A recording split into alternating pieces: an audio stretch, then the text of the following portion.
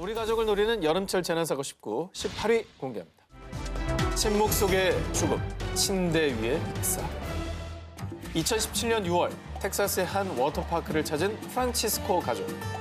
오랜만에 물장구도 치고 잠수도 하면서 즐거운 시간을 보냈습니다. 자, 그런데 그날 저녁부터 4살짜리 아들 프란치스코 3세가 아빠 저 너무 졸려요. 배가 너무 아파요.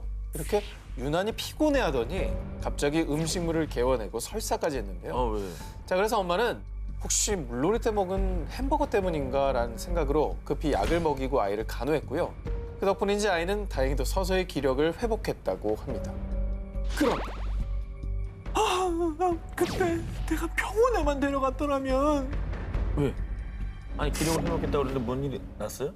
자, 아들 프란치스코 3세가 그만 침대 위에서 사망. 왜? 소년의 사인은 놀랍게도 익사. 아니 또 물놀이를 갔던 거예요? 아닙니다. 자, 바로 익사의 원인은 프란치스코 3세가 사망한 이유는 마른 익사였습니다. 처음 들어봤네요. 자, 보통 수영하다가 종종 갑작스럽게 물을 먹게 되는 경우가 있잖아요. 근데 마른 익사는 잘못 삼킨 물의 일부가 폐 속에 흘러 들어가면요. 뒤늦게라도 폐에 자극을 일으켜 사망에 이르게 할 수 있는 겁니다. 근데 저런 게 실제로 맞나요? 2005년 미국 질병통제센터에 따르면 매년 약 3에서 4천 명 정도가 익사로 사망하고요. 어머나. 이 중에서 무려 13%에 이르는 500여 명이 마른 익사로 사망한다고 발표했는데요. 꽤 많네. 그러니까 꽤 높은 수치죠. 자 그럼 어떻게 확인할 수 있을까요? 그 정확한 증상을 알면 저희가 마른 익사를 확인할 수 있을 텐데. 네, 마른 익사를 방지하기 위해서 꼭 기억해야 될 것. 자, 물놀이를 마친 뒤 가슴 통증, 기침, 구토감, 그리고 숨이 가빠지면서 거품을 토하는 등의 징후가 보이면 즉시 병원을 찾으시고요. 특히나 어린아이들, 유아, 7살 이하의 아이들은 후드를 포함한 호흡기가 완전히 발달하지 않았기 때문에 이 마른 익사에 대한 더 각별한 주의가 필요합니다.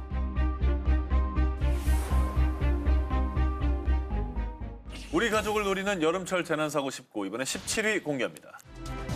위험 탈출, 이곳에서 살아남기. 자, 이렇게 여름철, 도심에서 가깝고 한 공간에서 물놀이, 또 어트랙션 등등 스릴 만점 즐거움이 있는 워터파크, 찾는 분들 굉장히 많으시죠?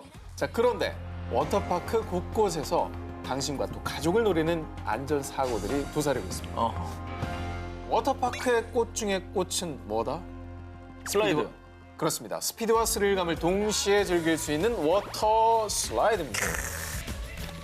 자, 하지만 빠른 속도만큼 부상의 위험도 굉장히 높죠. 알아도 듣자, 모르면 더 듣자. 놀이기구 안전 탑승법. 자, 워터 슬라이드를 탈 땐 라텍스, 또 폴리우레탄, 나일론 소재 등의 수영복만 가능합니다. 그 이유는 수영복 소재가 아니거나 옷의 면적이 지나치게 넓으면 여기서 발생하는 마찰력 때문에 슬라이드를 내려가던 중간에 멈추거나 심지어는 워터 슬라이드 밖으로 튕겨나갈 수가 있다고 합니다. 위험하다. 진짜요? 이 옷의 마찰력 때문에 이 저항력 때문에 튀겨나갑니다. 야, 이거 전혀 몰랐네요. 화면 보시죠. 갑자기 뒤에서 자, 어머머. 어머. 피할 겨를이 없네. 네. 아니, 저 위에서 내려가면 안 되지. 대부분 워터 슬라이드에는 안전 요원이 있어서 출발 신호가 떨어지면 출발을 하지만 자, 영상처럼 안전 요원이 또 없는 일부의 워터파크 혹은 또 요원의 말을 무시하고 연속으로 탑승을 저렇게 하게 되면 큰일 나죠. 타박상, 골절 등 큰 불상사를 겪을 수가 있습니다. 자, 워터파크에서 워터 슬라이드를 즐길 때 또한 올바른 자세도 무척이나 중요합니다. 양손을 일단 가슴에 밀착하시고요. 발목은 꼰뒤, 발끝을 아래를 향해 주시고요. 자, 고개를 들고 배꼽 쪽을 향해서 아래를 주시하면서 타셔야 되는데 이 자세는 마찰력을 최소화할 수 있도록 보완된 자세이고요. 자, 그리고요, 파도에 몸을 맡겨 짜릿함을 느낄 수 있는 인공 파도풀. 무려 2m가 훌쩍 넘는 파도로 스릴이 끝내주죠. 하지만 구명조끼나 튜브 없이 그냥 몸을 맡겼다간 몸을 가두지 못해서 온몸이 쏠리면서 찰과상과 또 타박상까지 입을 수가 있습니다. 그래서 반드시 나만의 안전가드, 구명조끼, 튜브는 필수고요. 가급적 엉덩이 쪽에만 걸치지 말고 들어가서 손잡이를 꽉 끼워서 나를 맞아. 보호하는 것이 굉장히 중요합니다. 그 튜브에 엉덩이 끼는 거는 진짜 위험하더라고요. 튜브에 이거 엉덩이 껴봤는데 진짜 안 나온 적이 있어요. 몸이 이렇게 껴가지고 그 상태로 만약에 이게 수심이 깊은 데로 이게 이동을 하면은 몸을 못 가누잖아요. 순간적으로 큰일 나겠다는 생각이 들어요. 그런 자세보다는 손을 꽉 끼고 자기 딱 몸에 잡고. 끼우는 튜브 자세가 더욱더 적합하다고 할 수 있겠습니다. 그렇습니다. 우리 가족을 노리는 여름철 재난사고 19 이번에 11위 공개합니다. 여름철 암을 부르는 몸. 섹시한 바디랑 또 탄탄하고 매력적인 건강미를 위해 여름마다 이것 하는 분들이 많습니다. 그런데 말입니다. 이것이 암을 부를 수 있다고 하는데 네, 선탠입니다. 선탠하다가 암에 걸리는 믿을 수 없는 일. 정말 100% 실화입니다. 자, 미국 중동부 켄터키주의 간호사 타우니 월러비. 엄마, 피부색 섹시한 거 봐. 대체 태닝을 얼마나 자주 하면 이렇게 되는 거야? 부럽다, 얘. 이게 쉬운 줄 아니? 진짜 자주 해줘야 유지가 된다. 자, 서양에서 워낙 태닝이 대중적이잖아요. 특히나 이 월러비는 일주일에 평균 4~5번씩 인공 선탠을 즐길 만큼 태닝에 푹 빠져 있었는데요. 자, 그러던 어느 날 밤 얼굴이 너무나 간지러워 잠에서 깬 월러비. 자, 월러비는 거울 속 자신의 얼굴을 보고 깜짝 놀라고 말았습니다. 자, 얼굴에 검은 반점이 여러 개 생겨난 건데요. 급히 병원을 향했는데 이 검은 반점의 정체는 바로 악성 흑색종. 피부 암의 종류 중 가장 치명적인 암이었습니다. 자, 보통 흑색종은 피부 속 멜라닌 세포가 햇빛에 의해 손상돼 검은 암세포로 변하는 것이 원인인데요. 자, 인공 선탠을 할 때 램프에서 발산되는 자외선은 태양 광선에서 나오는 자외선에 비해 그 방출량이 2배 이상 많다고 합니다. 자, 그래서요, 결국 월러비는 이 흑색종 때문에 암이 발생한 피부 부위를 모두 도려냅니다. 아이고, 어떡하냐. 평생 지울 수 없는 상처를 얻게 되었다고 합니다. 아이고. 더 예뻐지고 매력적으로 변하려다가 아이고야. 너무 안타깝네요.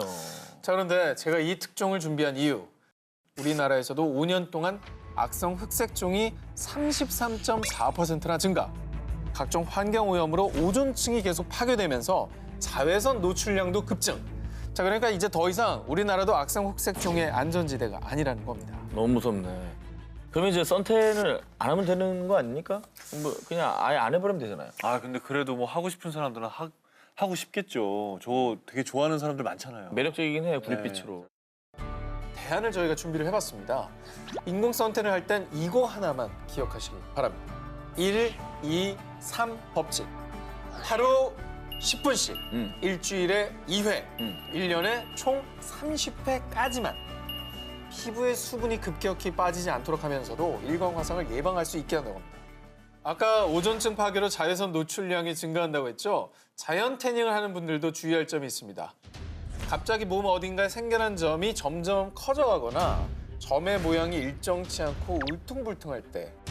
자, 그리고 다들 손톱 한번 보십시오. 자, 손발톱에 흑색 세로줄이나 반점이 생긴다면 흑색종을 알리는 경고일 수가 있습니다. 아하. 그러니까 가까운 병원을 찾아 즉시 진단받으시기 바랍니다. 대망의 1위 특종 후보를 공개합니다. 여름철 페스티벌 주의보. 우리 집에 시한 폭탄이 있다.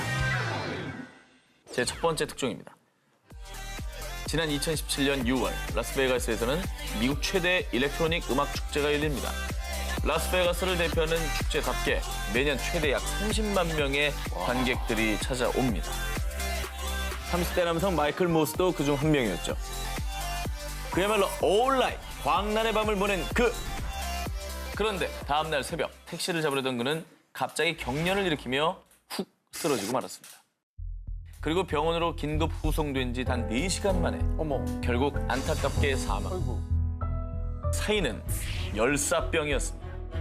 그 지경이 될 때까지 어떻게 그걸 누를 수가 있었을까요? 뭐 이 열기에 나도 몸이 뜨거워지나 보다라고 그냥 착각을 한 모양이죠. 그 정도면 머리가 어지러웠을 텐데. 실제로 미국 라스베가스는 매년 기록적인 폭염을 기록하며 일명 가마솥 더위로 유명한 곳인데요. 그날도 38도를 웃도는 폭염 속의 야외 공연이었고 게다가 숨진 남성은 물을 마시지도 않았다고 합니다.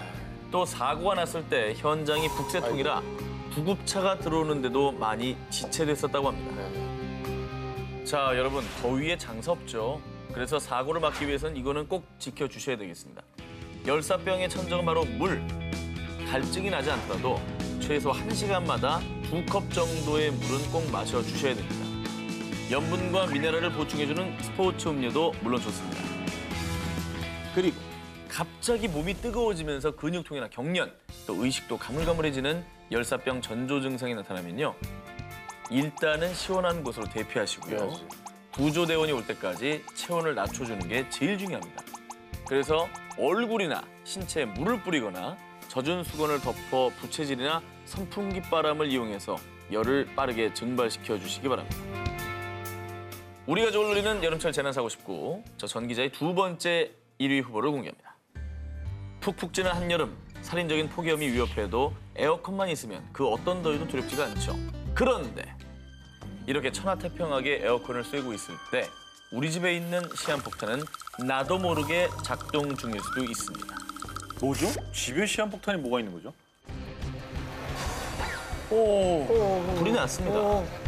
시래기 아니야? 저게 달려있는 게 시래기잖아. 저거 봐봐. 시래기 탔잖아요. 화재 사고의 원인은 바로 에어컨 실외기. 아니 시래기가 왜 터져요? 에어컨 화재 사고 가운데 무려 63.3%가 실외기에서 발생합니다. 아이고. 그리고 화재 원인의 80% 이상이 실외기, 이 전선 문제인 것이 밝혀졌는데요. 보통 아파트 에어컨 뒤쪽의 벽구멍을 통해서 실외기를 연결하죠. 이럴 경우 전선이 꺾이거나 피복이 벗겨지기가 쉽고요. 특히 에어컨 제조사에서 기본적으로 제공되는 실외기 전선은 최대 10m. 하지만 실외기 설치 위치가 멀어지면은 추가로 전선을 연결하죠. 이때 일부 설비업자는 전선을 대충 꼬아가지고 테이프로 연결하는 경우가 종종 있다고 합니다. 맞지. 그러면 실외기 전선 연결이 느슨하게 되는데요.